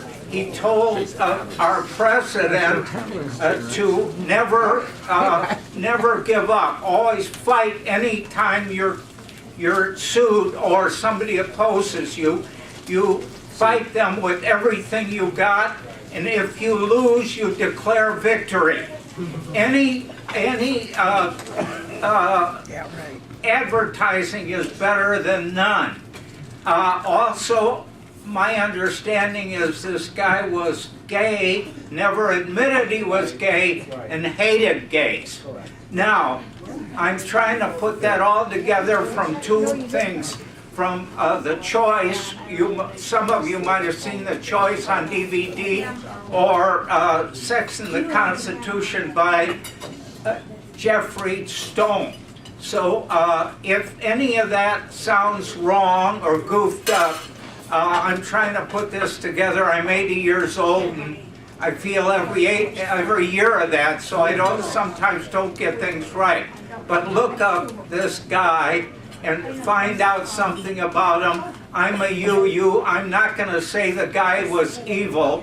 I'll just say the guy was very flawed and needs psychiatric treatment. He's dead and gone now. Thank you. Gene, brother Gene. All right. Way to go, Gene. 80 and strong. There's the socialist. Watch out. As far as Trump is concerned, we know he's a capitalist, and being a capitalist, he exploits people. And that's how he makes his money. With him, he was on the radio all the time, giving tremendous publicity for free. So the ruling class actually identified with him. At least some part of the ruling class, like the Koch brothers and people of their ilk, all agreed with him.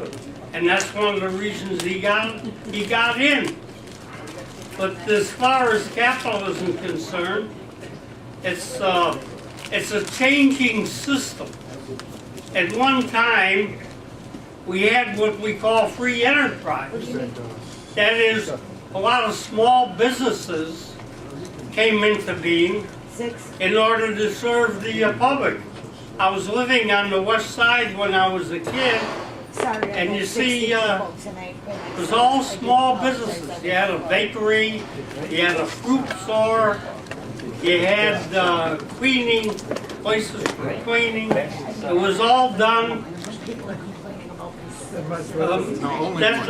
It was what they call small business and free enterprise. But then after the Reconstruction period, which is about 1865, monopolies came into being, like the railroad. And once they got monopolies, Like the Rockefellers had the biggest railroad monopolies, and they bought up the rest. So they became a monopoly. And once you have monopolies, what you have is imperialism. That is, these countries, they go and exploit people on a massive scale, because if you are a monopoly, you need tons of raw materials in order to exploit the so-called third world. Thank you. And so they needed tons of rubber, tons of lumber, tons of rubber, Can't be doing that. all kinds of things, railroad tracks, and so forth and so on. And otherwise, they couldn't be monopolies, because they wouldn't have as many people working for them as somebody else. Now, once you have monopolies, you also have imperialism. That is, they have to supply themselves with all these goods and everything, and they're able to buy off politicians with that money that they make. And during the Roosevelt administration, they improved the economy to a certain degree because they were scared of a revolution in the United States. Like in Russia, they only had about 14,000 people that were in the Communist Party. So Roosevelt was real fearful that they might have a revolution here, and if they had a revolution here, they'd overthrow capitalism. He didn't do it on his own, he was pushed to do it. And then he had different people in his cabinet that pushed him. Come on. Hey! Way to go, Sid. Way to go, brother. Yeah, I want to thank Tim for the speech he gave. I was very impressed. I thought it was quite critical of Donald Trump. I wasn't expecting that he would go that far. Tim is an apologist for capitalism, as you're all aware, but he did bring up a few of the foibles of capitalism, so I compliment him on that. I think it was a fairly balanced talk, however, it didn't quite go far enough. I think we know that since those balloons were being bounced around, that capitalism, one of the major detriments of it is that you have bubbles. You have terribly large business cycles. It can be, Segue, I like that. So our waitress was trying to demonstrate that she couldn't quite get the bubble to pop there. We're approaching a point where we will have that happen again, as happened in 2007, 2008, and which happened in 1929. I'm expecting it soon. You know, luckily Trump will probably be blamed for it. He won't be able to escape the guilt of that. It's the guilt of capitalism. It's because capitalism doesn't plan anything. There's this so-called invisible hand, which Tim brought up, but didn't really get into the negative side of that. So we have the exploitive nature of capitalism, which been mentioned, and we have the fact that it has these crazy business cycles, which some governments try to plan to avoid them, but it's this one that we have now is kind of just kind of going along with the freewheeling capitalism that we saw back in the late 19th century. They can get to that point, and of course, as I was trying to point out in my question, we have this attitude of that they can reduce the social safety net, and that they're going after this. And Trump, whether he's a true capitalist or just an opportunist, it's clear that he really only cares about himself. That's one of the issues here, that he made campaign promises which he evidently doesn't intend to uphold in any way. Not that it wasn't obvious, everyone could see that coming, because he's done nothing but lie his entire life. And you almost, you just look at the New York Times, one issue they had the lies documented very well. And David K. Johnson, thank you for mentioning him, Tim, in your talk. That was part of what I was saying, that it was partially balanced, fairly, much better balanced than we've seen before. One of the critics of Trump, you can look him up. I only have 5 seconds left. I just want to mention that resist, continue to resist. And wish I had seen some of you guys down there yesterday when we were disrupting a little bit. Just a little bit, not enough to get the cops to arrest us with refused fascism downtown on State Street. Thanks very much. All right, Dougie. Dougie. My name is Raj Patel.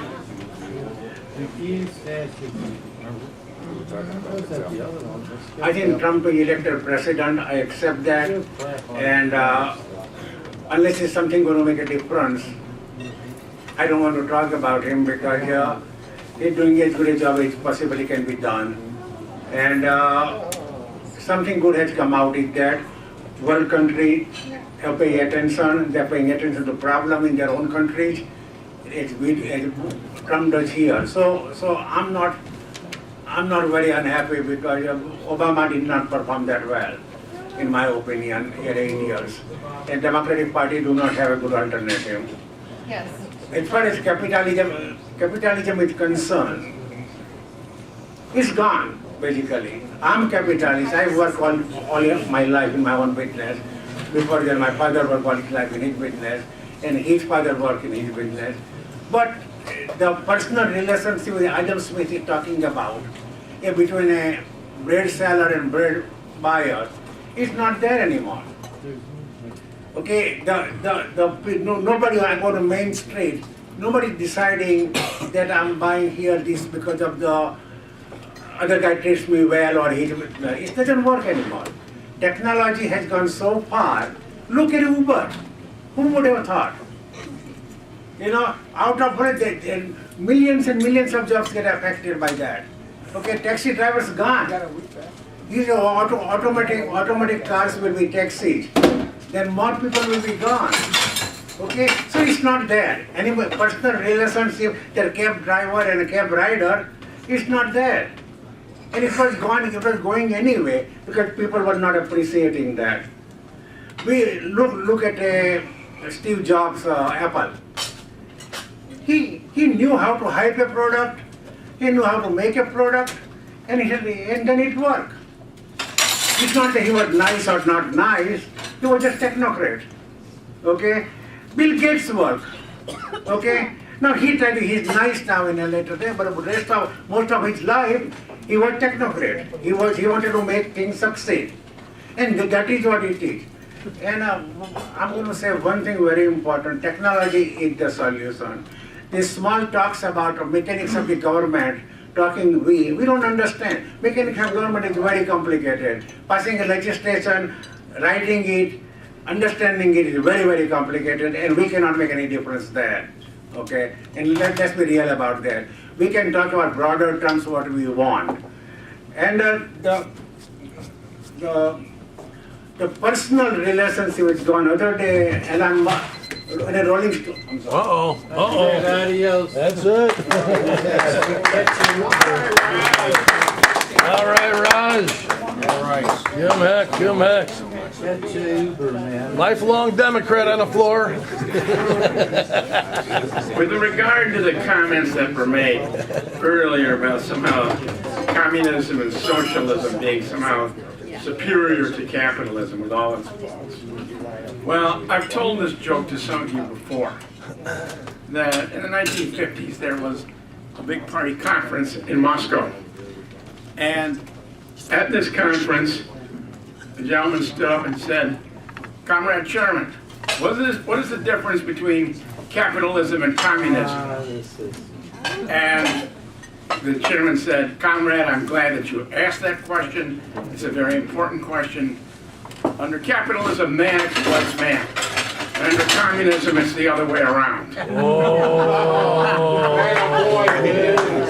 Oh. I liked it. Now, I'm a supporter of capitalism only because there's nothing really that anyone has come up with that's any better. Oh, what are you talking about? Me too. That's right. You've been hiding. Charlie, this isn't your turn to talk. This is your turn to listen. Sit down and be quiet. That's right, Charlie. No one has come up with anything that's better. Now, that doesn't mean that it doesn't have some very serious flaws. And while it is true that Tim, who spoke very well, pointed out some of them, he's a fair-minded guy. Nevertheless, there are times, Tim, when you come across, like the people in the DuPont commercials in the 50s, we're talking about better things for better living through chemistry. Yeah, like Roundup. That's right. And, well, that's pretty much all I have to say. Thank you. All right, David. David. There's only one sister. Hello, I'm Janice Ginsler. I'm from the far south suburbs. And I want to know anybody here who already knows who represents them in the Congress. Sure, sure. Oh, I'm glad to see so many, because a gentleman before me said we don't have any say-so regarding legislation. But when Betsy DeVos was being confirmed in the Senate, 1,500 people contacted Lisa Murkowski of Alaska. She changed her vote. The vote was 50-50, and Pence made the deciding factor. So we do have a voice if we speak up. So I want everybody to contact their members of Congress numerous times during the month and voice your concerns, like the Consumer Financial Protection Bureau is going to be eviscerated. We can speak up about that. Does anybody here know the website, The Story of Stuff? No. Talk about capitalism. There is a better system, and it's called socialism. And there's a socialist cell at the University of Illinois. So if you haven't been to the internet, to the Story of Stuff, it's my suggestion that you try it. The Story of Stuff. All right, socialism. Yeah. My suggestion is she goes, watches it. Thank you, Tim. Right, in real progress. Uh, Pick her country. Slim Brundage, the founder of Ecology Complexes, once said, remember, the USA didn't get rid of fascism. We still have it. More than that, we support it. Every day a bite is taken out of your pay envelope to support it throughout the world. Somebody else said something kind of similar on that 153 years ago, and I'll quote it, and you can guess who said this. I see in the near future crisis approaching that unnerves me and causes me to tremble for the safety of my country. Corporations have been enthroned in an era of corruption, and high places will follow. And the money power of the country will endeavor to prolong its reign by working upon the prejudices of the people until all wealth is aggregated in a few hands and the republic is destroyed. Take a wild guess who said that. Lincoln, Abraham Lincoln. Our probably greatest president.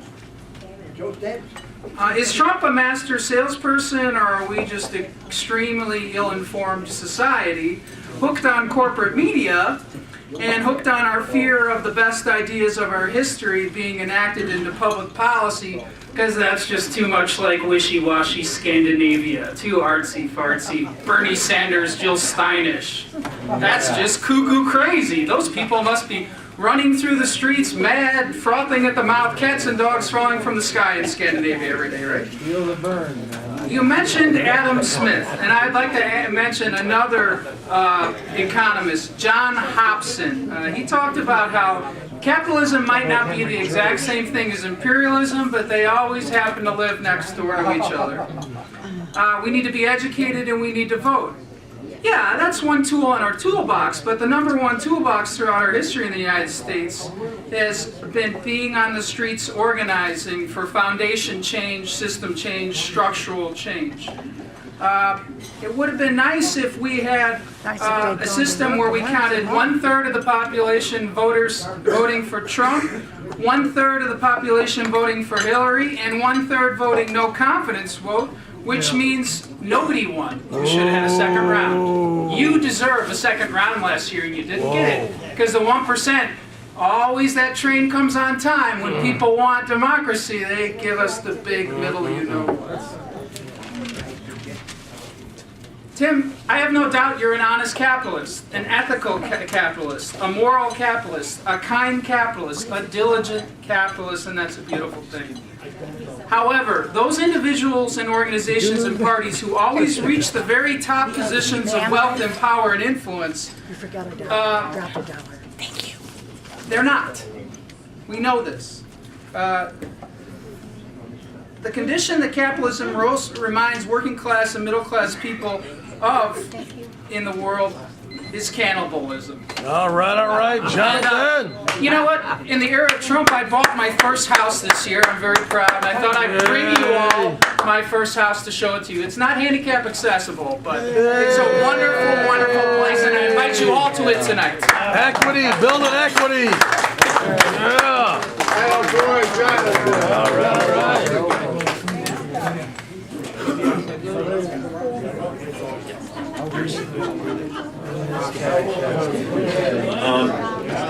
Tim had mentioned that the problem with unions is that they tend to drive wages above the market level.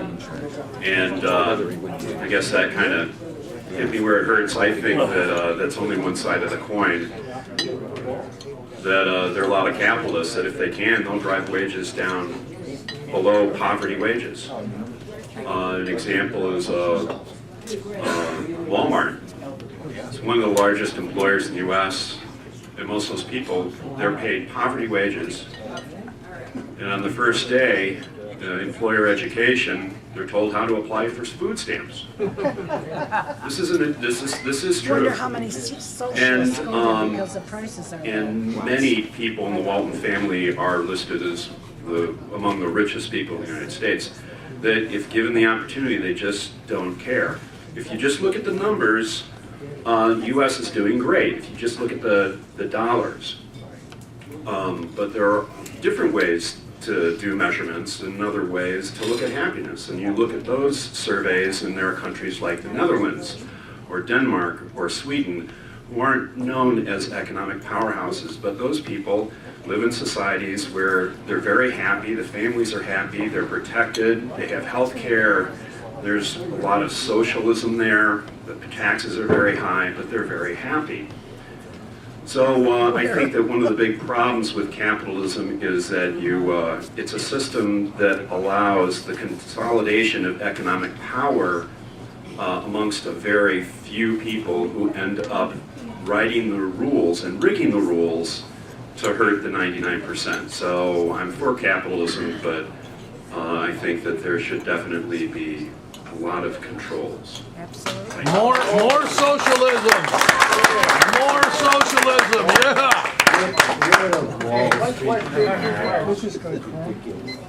All right. Thanks, Tim. I agree with most of what you say. Hey, just like Bush and Cheney will be remembered always for starting endless wars and ISIS and the military-industrial complex and all the money we spend on wars and CIA and bombing and Wall Street corporations bombing. So Obama will always be known for printing $15 trillion for Wall Street in the bailout, in the Wall Street bailout. So, Obama did some nice, social issue thingies, cutesy stuff. But Obama will go down in history as printing $15 trillion, even the Republicans. The only problem is that $15 trillion went to Wall Street. And is somewhat trickling down. So yeah, it was mostly for the 1%. And it was good to see that Tim touched on Economics 101, 102, which is my background from college, from the college days. 103, 104, 105, whatever. But, you know, when we talk about numbers and averages and economics and the truth and fake and all that, you know, when presidents and Wall Street stockbrokers are making millions of dollars a year, they get thrown into the average for the incomes. And so I think the biggest problem in this country is not only the $15 trillion that was printed, but most of the high end gets that high end income, and then it's also averaged in with our $7 an hour, $8 an hour people, so it makes it look like our incomes are lower. But income distribution is really a huge problem in this country, if not the biggest problem. Okay, so getting back to Trump, you know, I think, you know, basically 100,000 people were tricked by Facebook fake news. That's what fake news was designed for, that term, was all the bombardment of Facebook with fake news by the Russians. And 100,000 people in 3 states, mostly white women, voted for Trump over Hillary. That's what got him in. Not only that, but Obama and the Clintons were lazy. They stayed in their bubble out east in New York and in Washington, wouldn't get their asses over to Wisconsin and Michigan and explain NAFTA, you know, and how Bill Clinton got tricked into signing NAFTA. So my last comment on Trump, he got in completely unprepared. And he's just, you know, flying by the seat of his pants, and he gets controlled by the right wing and right wing media. And it's just, hopefully he doesn't do anything stupid. Although I've been talking to Russ in the back. I've been talking to Russ in the back. Nepotism has no place in American government. I don't care if it's the Kennedys or the Trumps. They should not have relatives working at the top echelons of our government. Period. All right, Mikey. All right.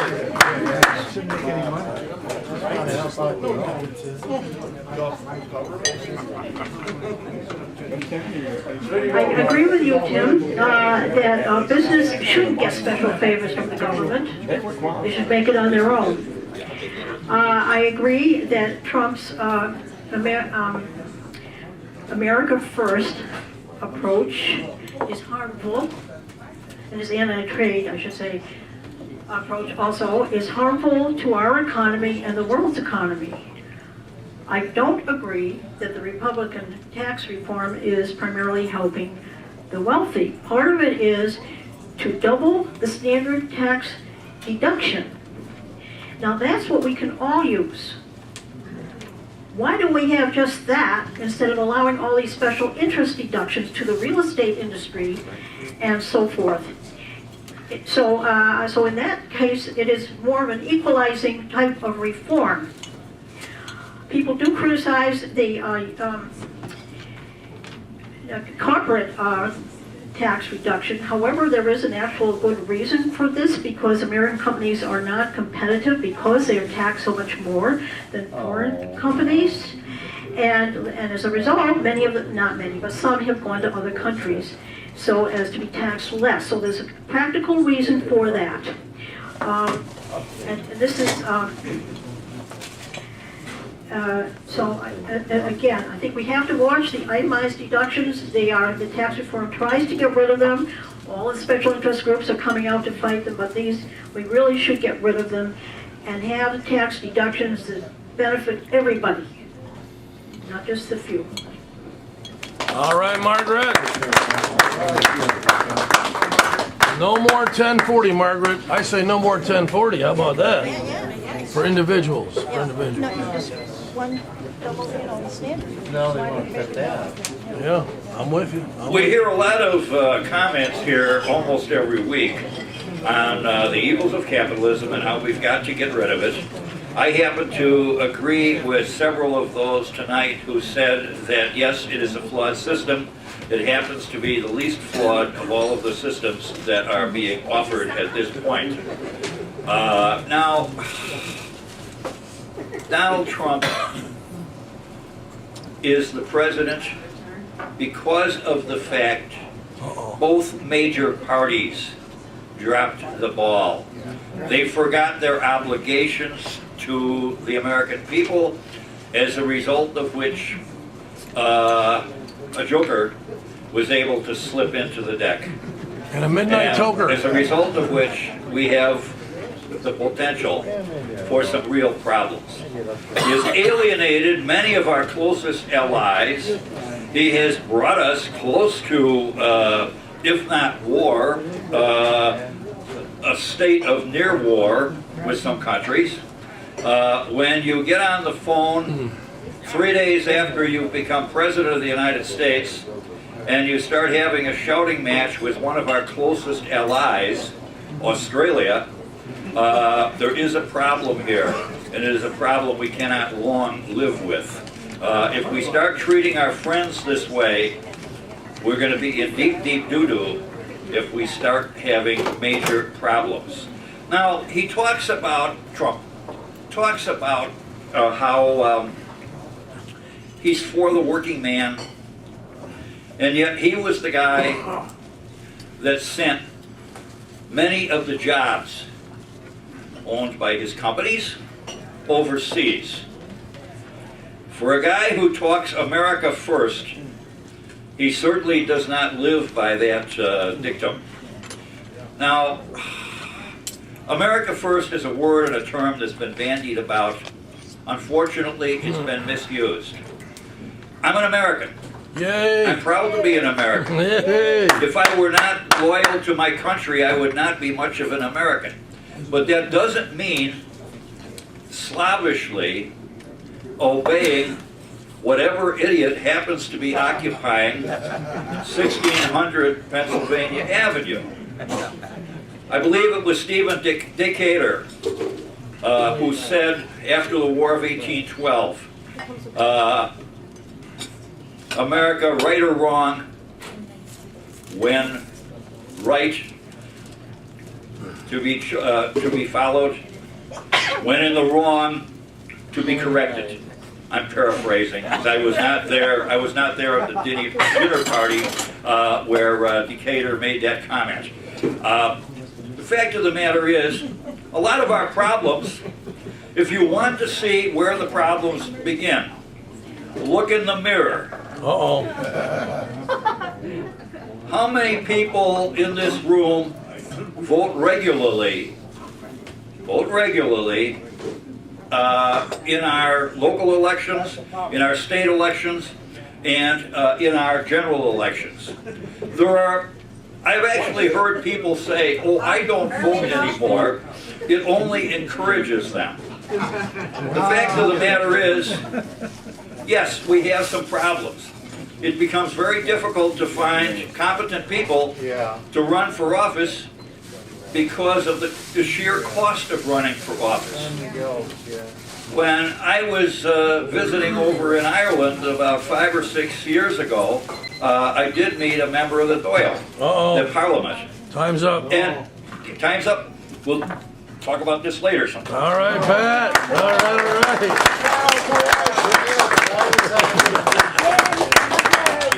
Danny, the Rusky, True Rusky. There's a poem by Suhair Hamad, Born Palestinian, Born Black, and the Gods are Sweet. That's the title of the book. You can get it from Upset Press in beautiful downtown Brooklyn, New York. All right. Okay. It's called Dead Woman, the poem. Tradition says you can tell a dead woman by the way she walks, going nowhere, a little too fast, the way her eyes, black and blue, tear and dry, wearing fragrance heavy to hide the smell of blood, violent and dried on her thigh. You can hear the death of a woman in her screams against the sky, muffled, muted, and mutated, made up to conceal her death, taste the tired in her bones, bruises on her back, lashes in her smile. You can smell the death of a woman on her sister's breath as the story of her people's sad laughter is told. Dead woman I am, murdered at birth, born to a people years dead, before I inhale the struggled breath. Won't live until we once again taste our breath as sacred, until we exhale the struggled air to rebuild our demolished homes, souls, return to our soil. I am a dead woman until we inhale our collective breath healing, our pierced lungs, refilling our hardened hearts. Won't breathe until we will not breathe, unless my very breath is a sacred act of prayer. Thank you. All right, Danny. There you go, Danny. We got 3 minutes. My fellow Americans. Good evening, friends of Southern Brundage, seekers of the truth, one and all. Fighters of a new facet of truth, now and then, here and there, in this or that statement or event, to improve the quality of life.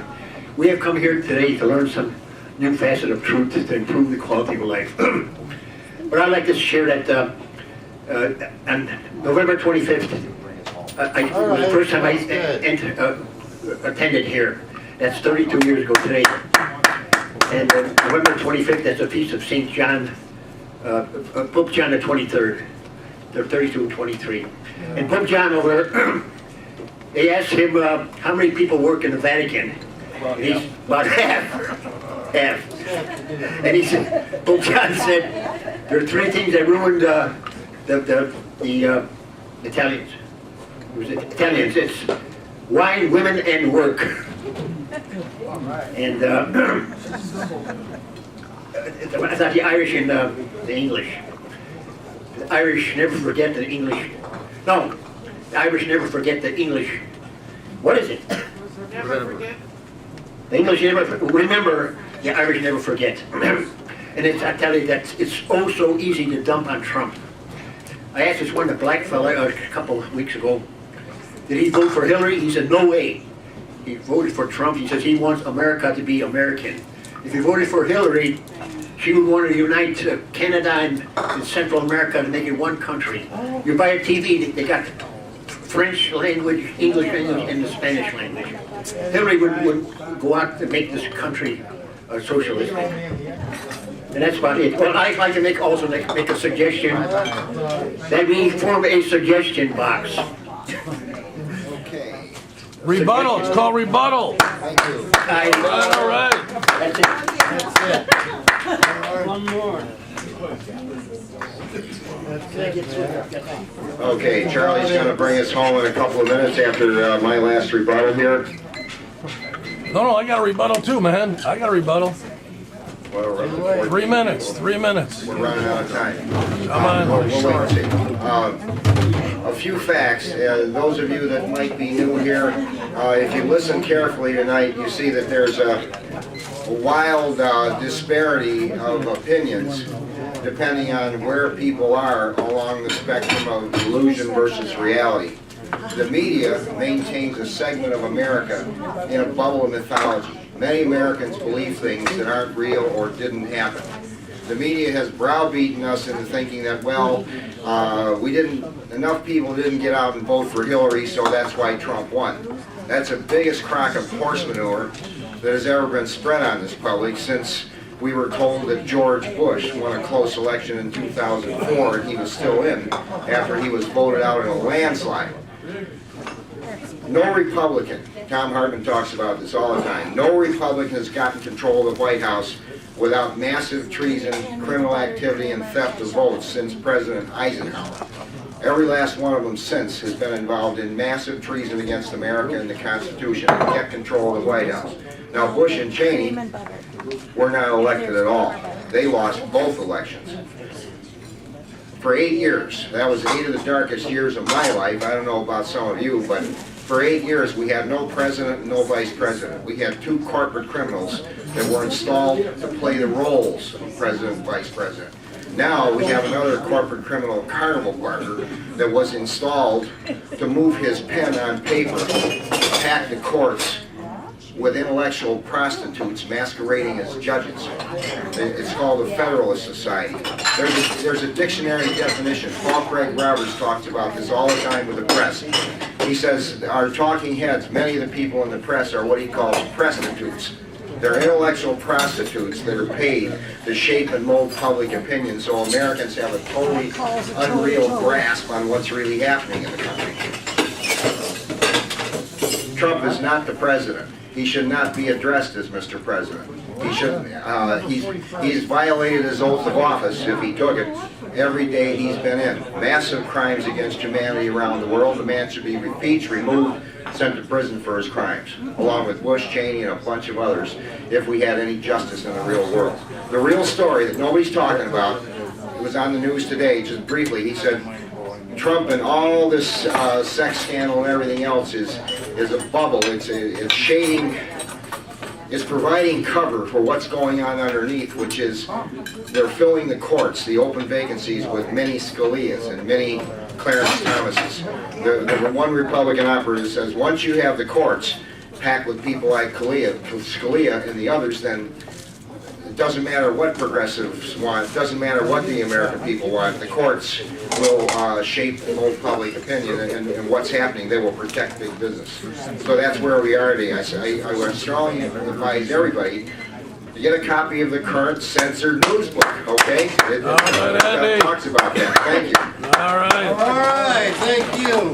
And thank you, Andy, for being our treasurer and chairing the meeting there, and thank our cameraman there. You'll be speaking when? Soon. The date, seriously. No, I already spoke. You're on the schedule. No, I already spoke. No, You're that's okay. booked to speak. That's okay. I'm booked to speak. It's December 16th. Oh, okay, you already spoke. All right, I'll be quickly here. If anybody need a ride to the L, yeah, raise your hand. You need to get to the red line, please. Somebody, red line, yes. Anybody else? Margaret and Dave need rides, so please be accommodating in that regard. Also, let's thank our waitress. She had a lot of extra tasks this evening. I think she persevered very well. I got excellent service, but then again, I don't know why. Maybe I'm worthy of it. Also, I forgot to make this during the announcement. On Wednesday are the regional transportation hearings, 4 to 6, 175 West Jackson downtown. Public hearing on increase in public transit fare. If you cannot make the hearing, you can submit your written comments to the RTA board. You can go to this website, or you can contact me by email, and I will give you the email address. Please, will everyone send your comments into RTA that public transportation is sufficiently financed and the working poor do not need an increased burden placed upon themselves through a fare box dependent system. I ask all of you to please and visit our Facebook page. You'll get the information on there. It's Citizens Taking Action. I think you can recollect that. And let's thank our Tim. Let's thank Tim. He really did a good job. We're done, man. No, I got one more. No, he's the chair. One more. All right, I'll be quick here. I've heard something here. Capitalism is the system that delivers the goods. This is, and the only one that I can think of. Well, let me tell you how the system delivered. The system is designed for one guy to have as many people as possible working to make him rich. That's what you're supporting here. And in terms of delivering the goods, the IWW, the Industrial Workers of the World, it reminds me of their basic phrase, The only thing that delivers the goods are direct action, like strike efforts and collective bargaining. That'll get you the goods, boys and girls, not some... And what do you think, it's like Santa Claus? Oh, the goods come here. Oh, how did they get here? I don't know. It's the only system I can think of. Thank you very much, then. All right, hurry up, man. We gotta get out of here. Hey, we are running late tonight, so if all of you could begin to collect your stuff, and as soon as he's through with the last rebuttal, and Tim, start to move to the back, because we're running late and the restaurant will get bent out of shape. We're not out of here by 10 to 9, okay? Thank you. All right. Thank you, Tim, for a great presentation. Capitalism is the greatest system in the world. There is no better system. You can't prove it. You can't prove anywhere in the world there's a better system. Oh, ridiculous. Hey, just so everybody knows, is anybody into climate change? Anybody understand climate change? Yes. Here is the answer. We have the solution, but we refuse to go and do anything about it. Nuclear is 100% zero carbon emissions, zero pollutants, zero greenhouse gases. We have the solution. Nuclear is the solution. Not gas, not coal, not wind and solar, not even there yet. Nuclear is the answer, y'all. The sun, exactly. We had somebody here mention about the election, the 12th Amendment, sir. Sir, wanted 1/3 Hillary, 1/3 Trump, and 1/3 no contest for a second round. Sir, the 12th Amendment is called the Electoral College Amendment. That is how people win the presidency for 200 years, through the Electoral College. There is no second round, there's nothing else, sir. I just want to make sure you're aware of that, the 12th Amendment, man. Sports teams, this is America. Sports teams should be performance-based salaries. Performance-based salaries. There should also be amnesty right now for all illegal aliens in America right now, just like 1986. Give them citizenship, a pathway to citizenship. Give them that amnesty. And does anybody know how many states have legal marijuana? How many states have legal marijuana, recreational marijuana? Anybody know? 8 have it legally. 8 have it legally. Today, 4 states you can go in there and buy it. Today, you have 4 states you can go buy it recreationally, and 4 more are coming online. It's beautiful. The moon landing. What happened with the moon landing? Why haven't we gone back since December 1972? And why has no other country landed on the moon besides the United States in 72? All right, y'all, that's it. Thanks a lot. Great job, Jimmy.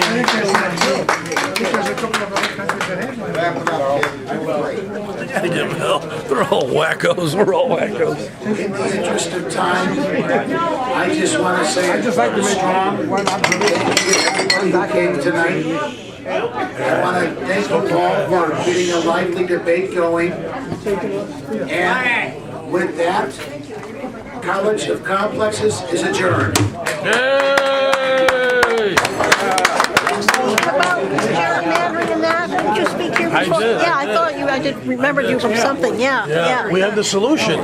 Yeah? It's called the county line. We have 100 county lines. Use that all the time.